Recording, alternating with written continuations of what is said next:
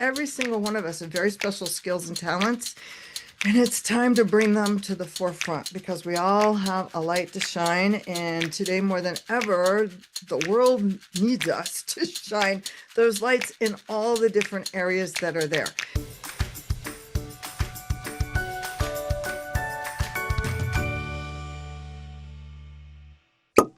Julie Wignall received international acclaim for her work creating environmentally friendly aquarium and zoological habitats for Mirage Resorts. Her unconventional career has included work in conservation, national politics, international business, television, and the arts. She's now sharing her expertise to help every person shine brighter. She joins me today on Uncorking a Story to talk about her book, The Extraordinary Power of Fireflies: How to Shine Your Light Brighter and Transform the World. Welcome to Uncorking a Story, Julie. Thanks for having me. I'm excited to have you here, Julie. I'm curious, where does your story as an author begin? Huh. My story begins a long time ago. I've always been unconventional, I guess, and I didn't realize that until I got older. I always found different ways to do things.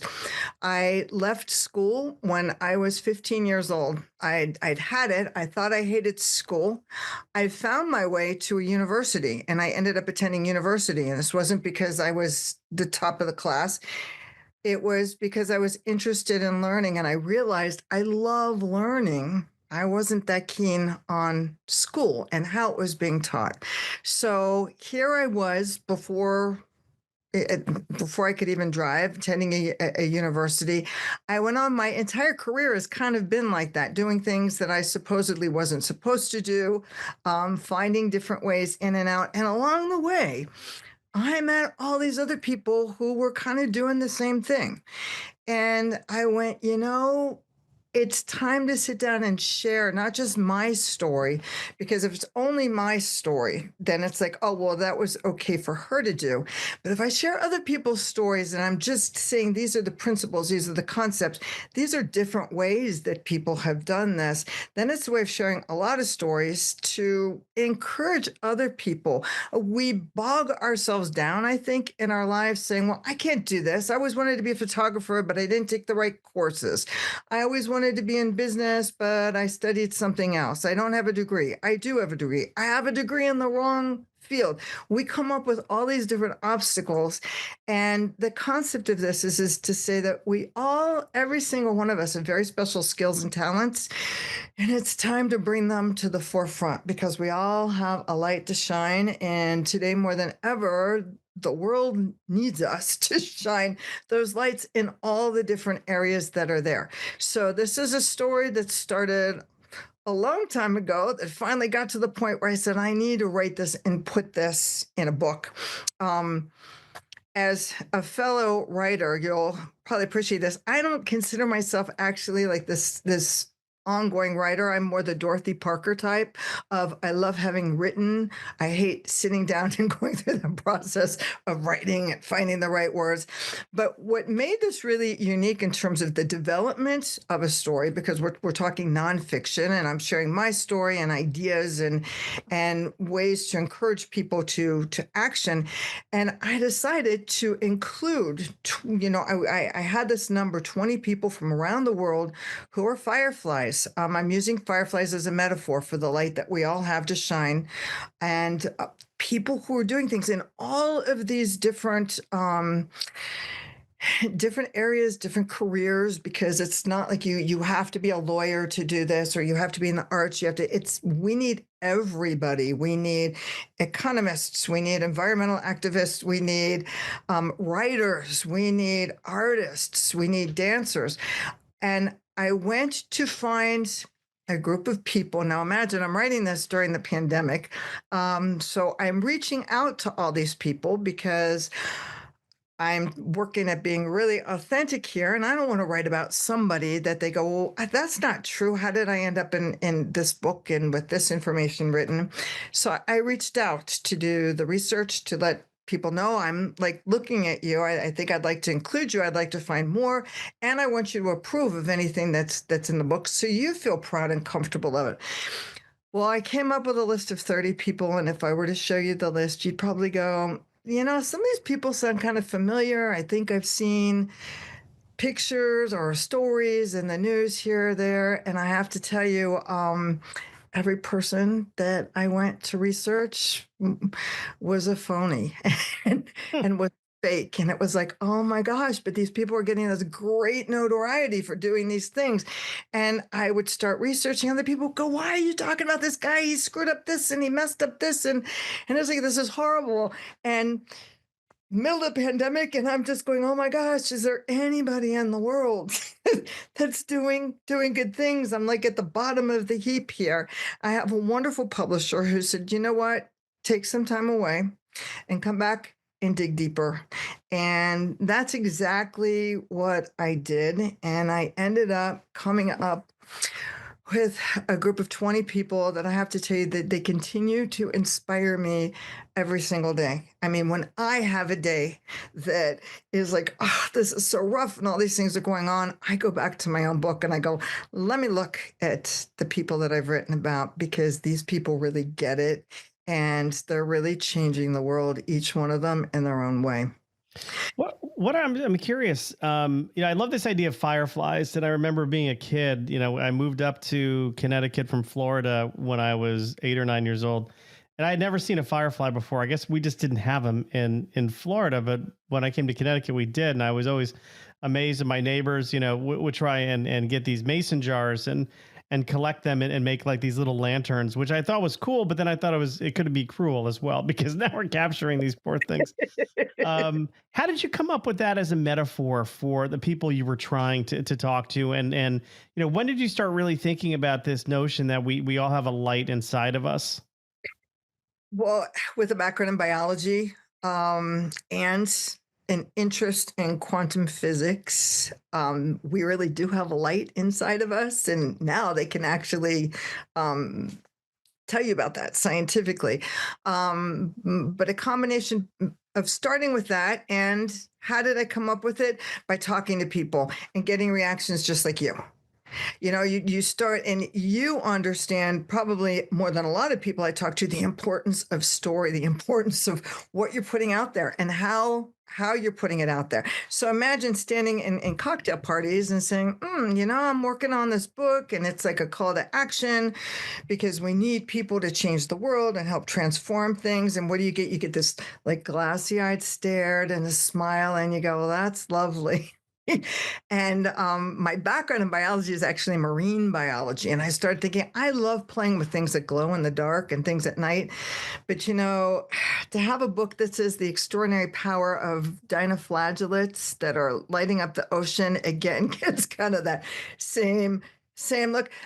But then I thought in terms of other animals because everything is connected. And I came up with fireflies, and I would start asking people, what do you remember about fireflies? And I'd get that same response. Oh my gosh, I haven't thought about fireflies in a while, but I remember how exciting that was. And I had this huge aha moment going, part of what I'm trying to do is not tell people, you're very powerful and you can do all these things. I'm trying to get people to remember because we know this. We have this information inside of us that there's magic in the world, that we're part of it. And I started realizing when I started bringing up fireflies, I didn't have to give this big explanation for anything because everybody immediately remembered. It's like, oh, yes, that was magical. And it's like, that's the magic that I'm trying to get everybody to connect with back within themselves to start taking the world to some new places.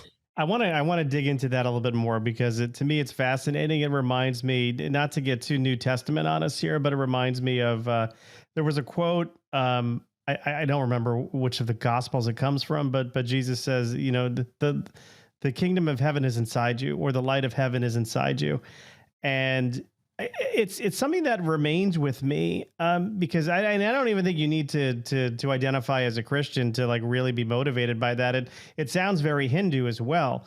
Right. How can we help bring the light out inside of us if it's there?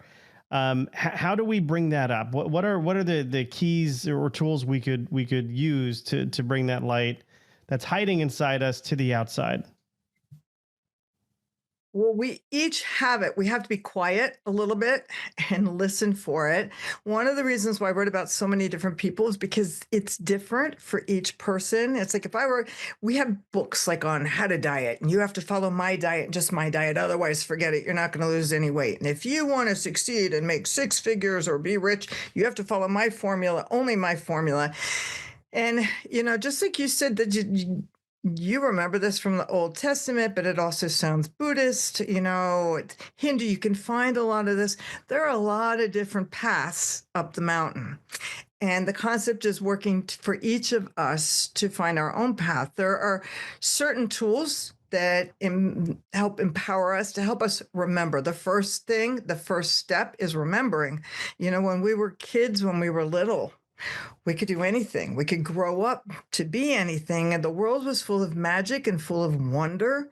And we have teachers who tell us when we're really little, oh, what do you want to be when you grow up? And whatever it is, you can do it. And then all of a sudden you hit junior high school and high school, and they start saying, well, you probably heard this one. Really, you want to be a writer, or you want to be an artist? Maybe it's time to start thinking about a career that's going to be more conservative and to make sure that you've got your health care and you're this and you're that.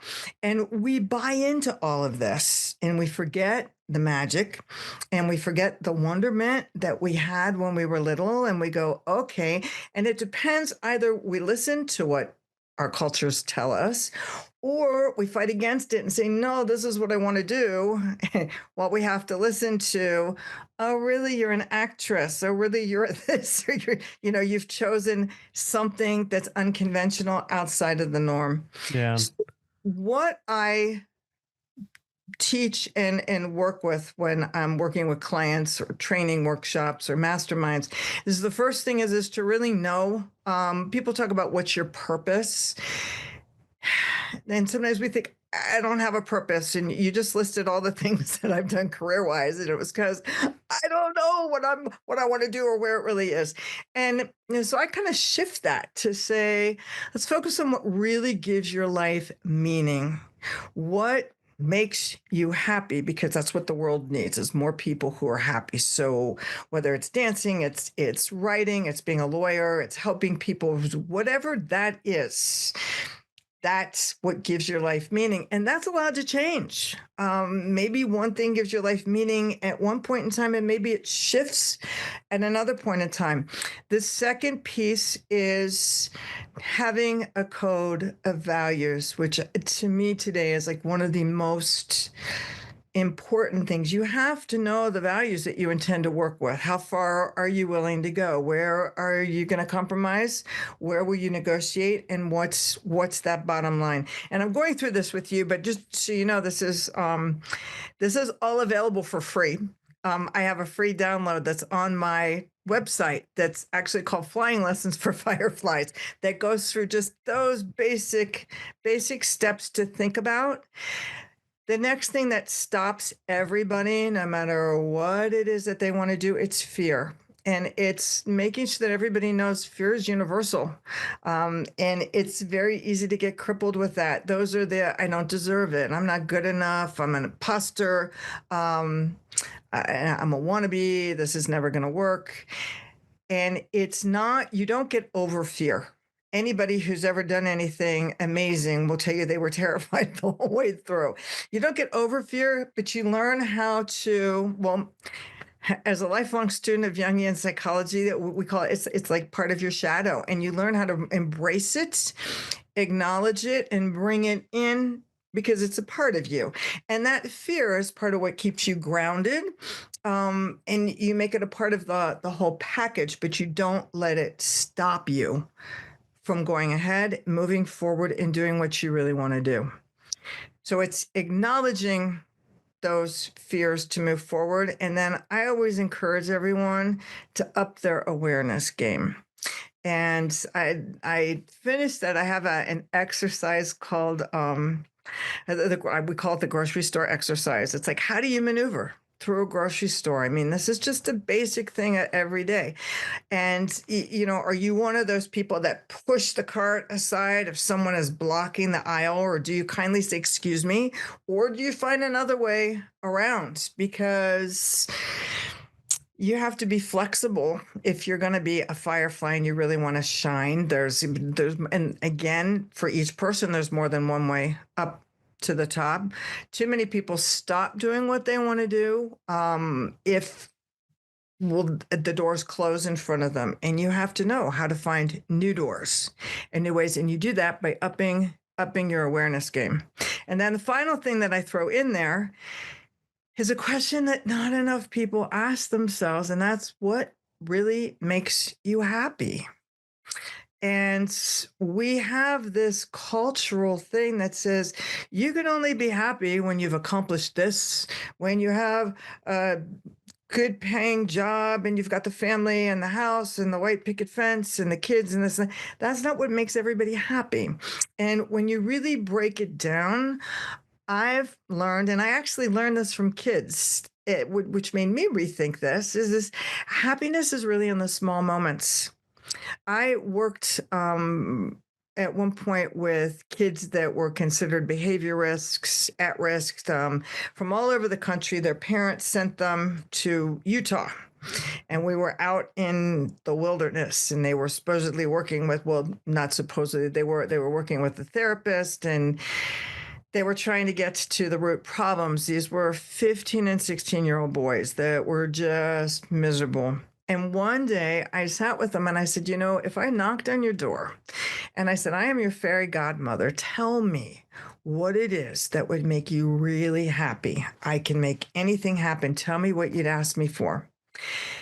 And I'm expecting for these kids to say, well, I want to be a famous rock star and get $1 million and this and that. And they just stared at me with blank faces. And they said, no one's ever asked us that before. And that was a huge awakening moment for me going, we don't ask each other that. But, it's like once you hit teenager, which is another reason why we got to go back to that enchantment with fireflies, remembering when we were kids, we knew what made us happy. And as we grow up, we don't ask that anymore because it doesn't seem about that. It seems like it's more about accomplishments. Yeah. So as time went by with these kids, I started getting things like one said, what really makes me happy is Sunday mornings when everybody is sleeping and I get up with my dad and we make pancakes for everybody. Somebody when I take my dog for a walk in the woods and it's just the two of us and it's really quiet, but I can hear the birds. And it made me realize, yes, it's the little moments, it's the people that we meet along the way, it's those experiences that really make us happy, and we don't sit down to think about what those are enough. That light bulb of small moments really went off for me when my brother, I had an older brother, he passed away of cancer a couple years ago. And he was 56, going to be 57. And, just like came out of the blue, lung cancer, non-smoker, lived very healthy. And, in 3 years, he was pretty much from diagnosis to his, last breath was under 3 years. And I noticed over that time, they didn't take the big trip. Now, of course, it's COVID, right? So there's not a lot of stuff going on. But what really brought him happiness was working in his garden, and attracting. He really was fascinated by hummingbirds, and he would attract. He built like this garden outside just to attract hummingbirds, and he'd get so excited when one would fly into his backyard. And it's like little things like that. It's a little dance parties he had in the house, like impromptu with my nieces, that brought him so much joy. And you're right. I mean, we lose that perspective once we start getting older. As kids, we love to just play outside. We love to just get dirty, roll in the mud. We're happy just living in the moment. And at some point in time, we lose that. I mean, look at my own kids. I have triplets. They're almost 23. And they used to love just like putting on shows for us after dinner, just like, oh, we're going to put on a show. And then at some point in time that stops, some point in time, they stop drawing us pictures all day You know what? long. We stop playing, and that's the most important thing. We stop playing and having fun with each other. Having lost my entire family, a sister from lung cancer, whatever, when I sit down and I think about the memories with them, it was never about what we accomplished, or it was those moments where you're sitting in a kitchen and it's 10 o'clock at night and all the lights go out and you light candles and you go, we're gonna make a pizza by candlelight. We don't know how, but we're gonna figure this out. It's doing those tiny little things that you remember, that were those connections that make us smile with that. Today, when we play, think about this as an adult. When we play, we play tennis, we play pickleball, we can play a game, but it's always it's okay to play poker. Well, we're going to see if we win or we don't, or it's a political thing. We're going to play golf and see if we can make some deals. But true playing has no end point. It has no purpose, no reason, except complete and pure enjoyment in the moment. The closest you get to something like that is sitting on a beach and building a sandcastle and then watching the whole thing go out to sea. It's like creating something with Legos and then tearing the whole thing apart. As kids, we love like building blocks and then knock them all over. But as adults, we go, don't knock that over. I just spent an hour and a half doing that. We forget just to play for the whole purpose of playing, and Yeah. I think that's really important. And I think one of the things that happen as you get older, which was another reason for writing the book, is when you've lost those that are close to you, you realize it goes so fast, and your kids grow up so fast, and life is so fragile. It can turn on a dime and somebody's here and then somebody's not. And for when you're here, do you really want to spend that time being absolutely terrified to do what really makes you happy, what you really want to do and contribute to the world? I don't think so much in terms of legacies. I think more in terms of, what are you doing just to be in the moment that's going to make the world better right now and today? Because whatever you're doing today, whether it's doing some big social experiment or just even being a caretaker for somebody that you love, that's changing the world. And what you do to change the world today changes the world for the future, as far as I'm concerned. Yeah, I mean, there definitely is a domino effect there. And then people witnessing you doing that. So I just spent the last 2 weeks down in Florida. My father's 92 and he's had some pretty significant health issues. We lost my mom last summer. So Wow. my sister, my brother and I were like, okay, well, he's getting ready to join her. I mean, that's where he is right now. So he was in the hospital, he came out, and I took 2 weeks off to go down just to help him. Now, he is not an easy person to help. He is a terrible patient. Like, he is grumpy and angry, and he can bark at you even when you're just trying to help. And I'm talking about making his meals, getting him dressed, like every little thing, because he still lives alone. Right. And it was not an easy 2 weeks, but I wouldn't have changed a thing about it, Exactly. because and I heard him say that he loved me more in those 2 weeks than probably my entire life. Wow.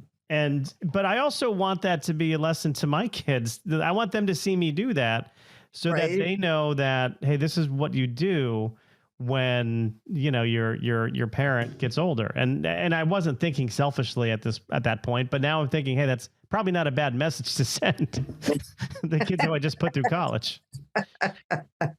But it's message and a lesson in terms of dealing with all the people around us, because we all have people in our lives that aren't that easy to deal with, that we need to be a little bit more accepting of.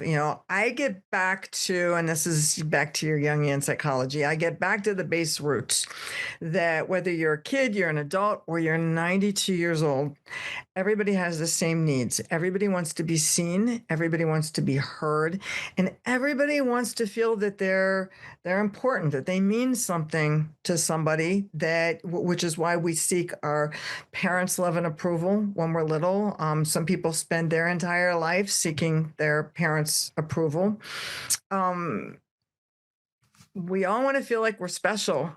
And that's the concept of fireflies is we all are special and we have this light. And the fact that we're here in the first place is really a pretty miraculous type of thing.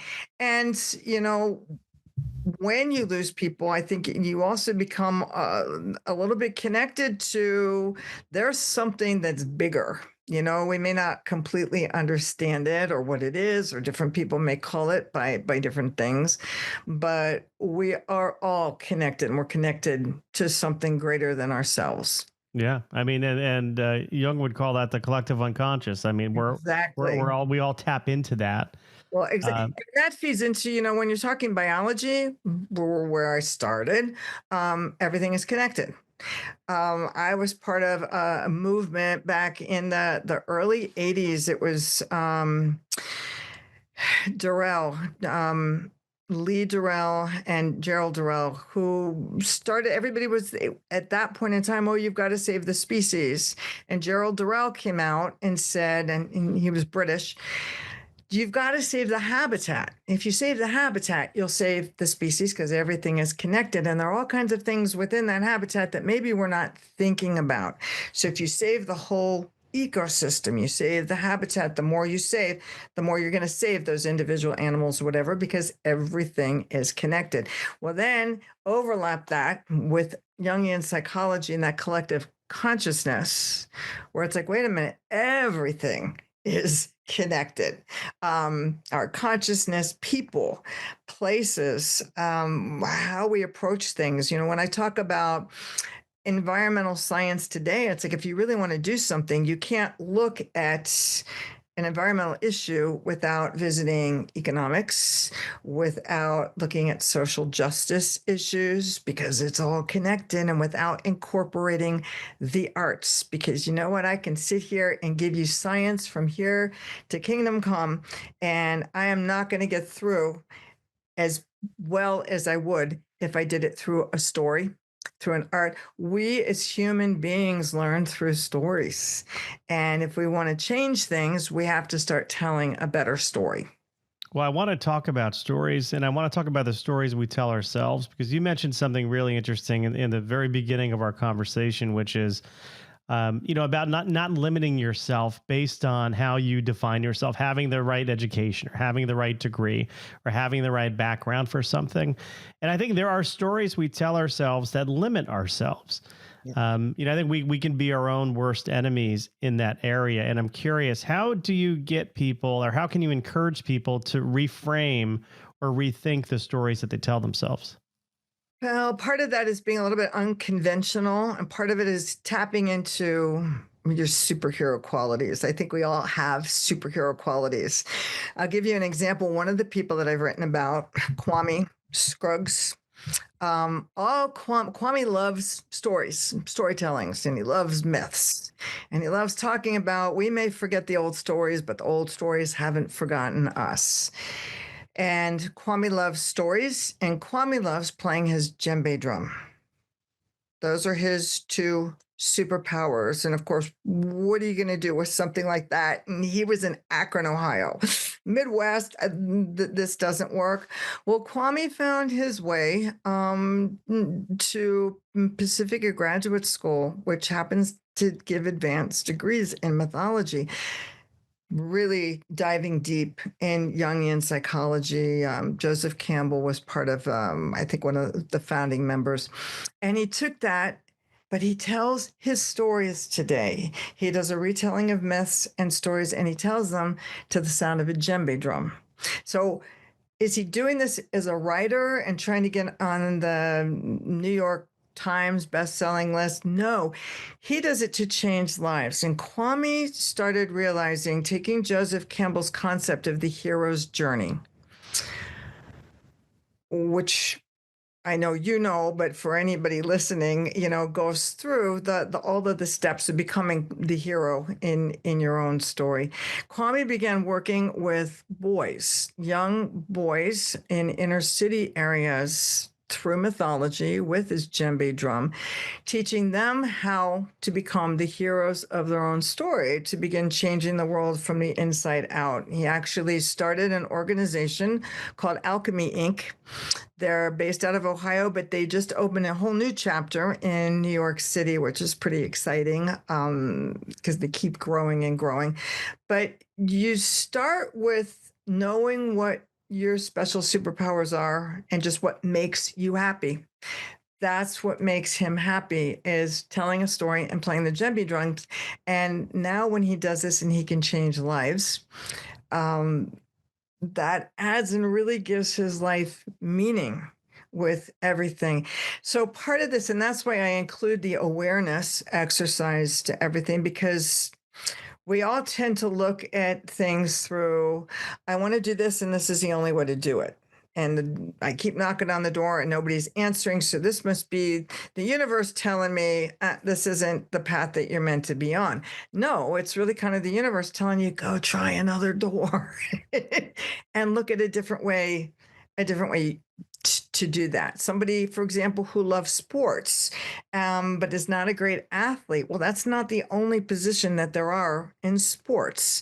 Whether you're filming it, you're a commentator, what other ways can you do this? I've met a lot of people who go, oh, I would love to work and do something that helps the environment or social justice.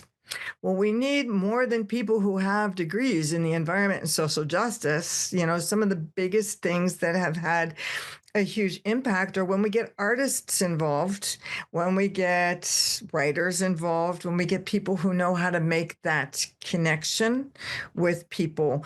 So as long as you know those superhero qualities that you have, we all have those special things that we tend to think. And here's the problem with identifying those. They tend to be the things going, oh, but that's so easy for me. That can't be a superhero quality.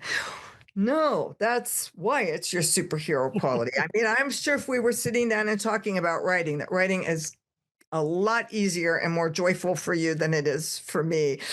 Pulling out my hair, I always say writing makes you fat because I look for every reason to go down, and maybe a cookie will help. Maybe something to drink, maybe that will help. But I do it, and I'm very pleased with how things came out. Thank goodness for a great editor, and I'm wonderful that I appreciate that I've got the skills for that.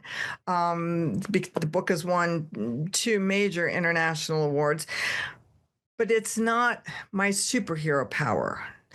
If I'm looking at you, I would say in terms of a storyteller and the writing, that's one of your superpowers.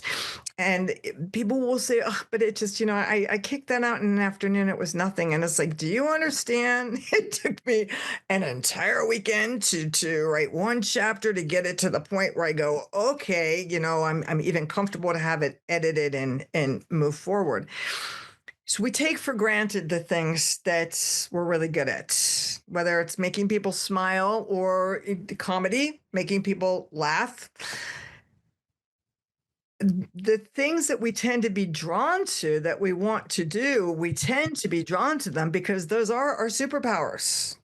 Yeah. And when they don't land in a certain way, the answer isn't, well, maybe it's not your superpower, you don't know what you're talking about. The answer is find a different way. That's where the unconventional comes Yeah, in. but to your point before, people will come up to you, and I believe me, I love comedy too, and I have done stand up, but there are people out there who be like, you want to do what? And you mentioned it before. You want to do what for a living? You're not going to make any money doing that. Don't do it. So there are, and I've heard that, a lot in my entire life. I was going to be a psychologist. I was always all set to get a PhD in clinical. And I was told I was encouraged not to.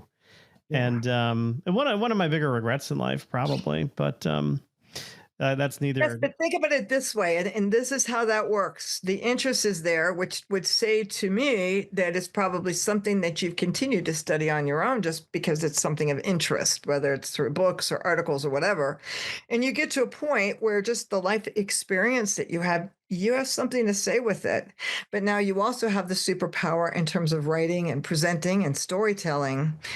It's a great way to hit that Yeah. psychological aspect to help people through that way. But I do agree that person inside me who wanted to be a therapist wound up finding another vehicle to do something similar. Now I'm not necessarily helping people, through their psychosis or their neurosis, but I do help, brands, solve key problems that they might have. But And I do it by talking to consumers and understanding what their needs are. And so I kind of do it in a different way. But I do think when you have that desire inside you, it will come out. It will find its way out, but yeah, in a way that's not necessarily intended. Just like the writer inside me, didn't, wasn't necessarily encouraged to come out in his teens and early 20s. But I'll tell you, by the time I was 40, I was writing a lot and I was publishing a lot. And now in 50, I've got book number 9 being shopped around. So it's that person, that thing will come out, but you've got to water it, you've got to put some sunshine on it, and absolutely. you've got to overcome that fear Right. of rejection, which is so big for authors.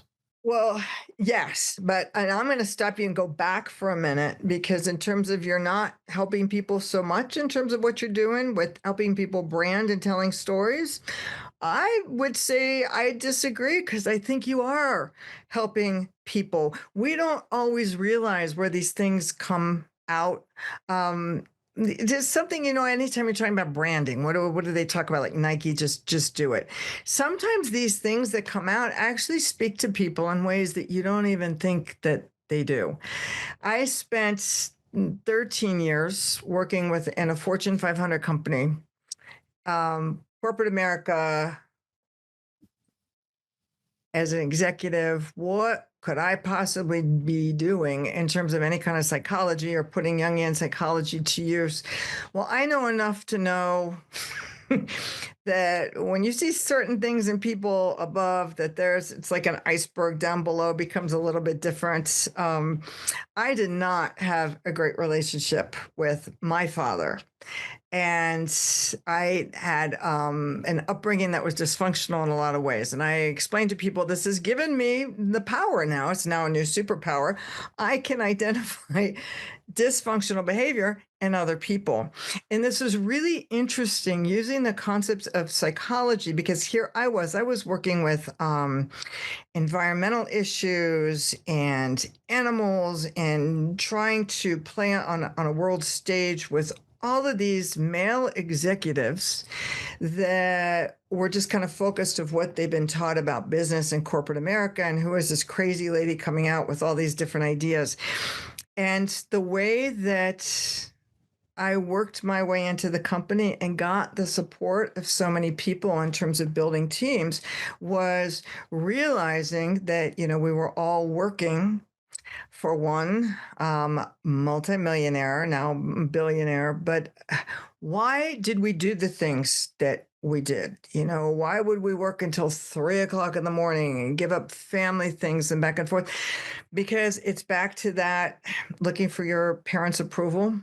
We're all looking, and that became, the father issue. We're all looking. And once I realized, gosh, this is what I'm doing, and I start now seeing, and these male executives, I'm watching people just break down and cry because they've been chastised, in the C-suites in front of other people about how clean their silverware was in a restaurant or this or that. And sitting down and having conversations with these people and saying, let's switch the conversation a little bit. Tell me about your parents. Tell me about your relationship with your upbringing. And sure enough, I would tell you the majority of executives that were in that position were exactly like me. We're all looking for that parental approval coming from the CEO, the chairman of the corporation. Once you know that and you understand what it is that you're looking at, once you understand where your fear is based in, yes, I'm terrified of moving ahead because I've been told my whole life, you can't make money as an artist, or what's that thing of the starving artist, or as a dancer, or is it this, or is it that? Once you realize where that came from, and you say, now let's give this a little bit of information because this is fear. Fear is what we say, false evidence appears real.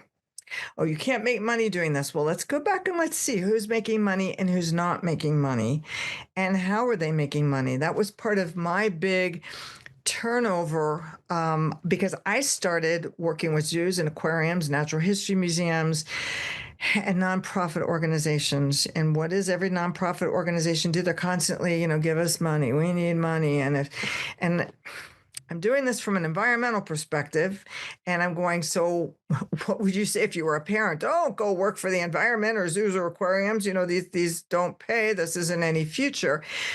But I looked at this and I said, they're constantly working at making money. How effective can they be? But who is effective? That's how I ended up within a corporate C-suite. Corporations are making money. Well, of course, there's a narrow-minded view within the environmental community that all corporations are greedy. Oh, of course they're making money, and they're not being altruistic like we are, and they don't have the good heart. And da, da. Corporations are not greedy. People are greedy. People in nonprofits are greedy. People in corporate America are greedy, but they're human beings and they're people. So if there are people who are greedy, what about finding the people who are not greedy? Which is what I found. And all of a sudden, I found myself in a position where I didn't have to ask for money all the time. I got to provide the Rolls Royce level of care for animals. I got to set a stage for how animals should be cared for around the globe. I got to impact legislation. I got to change corporate policies on foods that were being served in big restaurants. We were the first place, because I'm here in Las Vegas. We had a first hotel resort that didn't sell fur in the gift shops.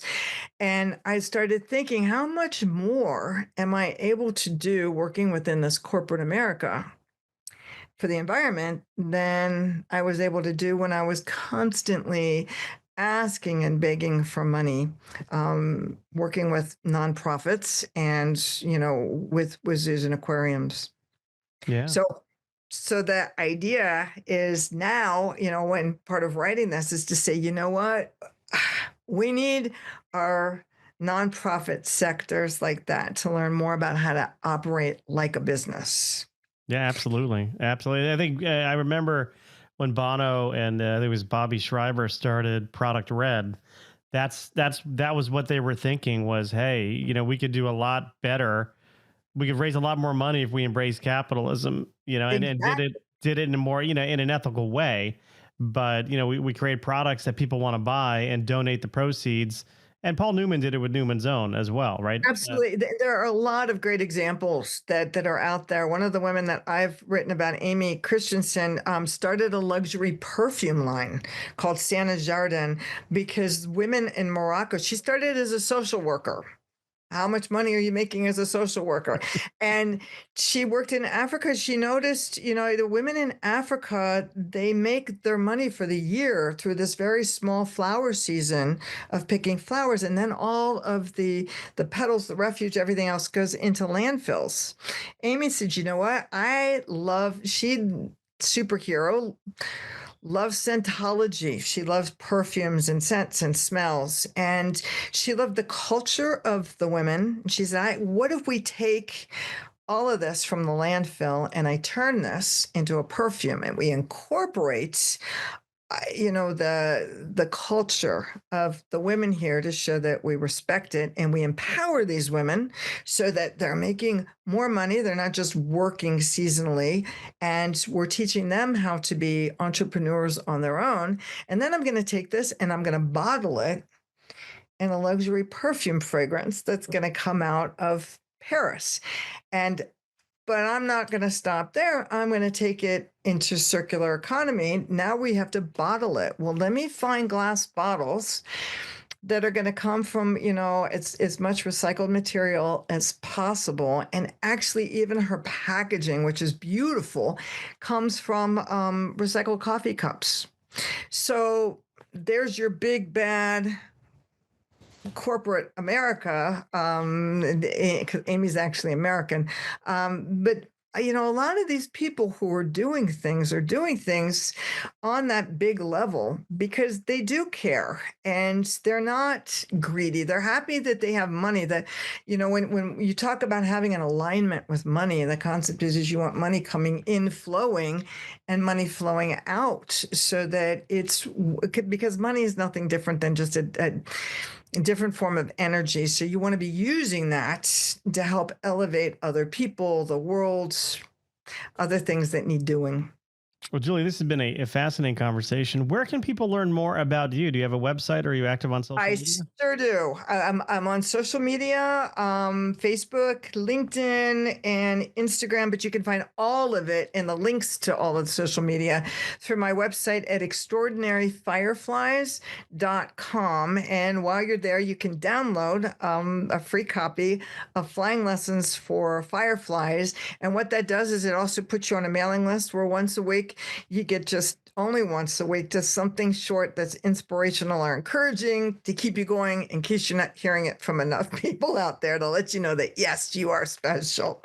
Very cool. I will put those links in our show notes so people can easily find you, Julie. And I assume people can buy the book wherever books are sold? Wherever books are sold. Very good. Well, Julie, thank you for stopping by Uncorking a Story and letting me uncork yours. Thank you. And good luck on your next book. Oh, thank you.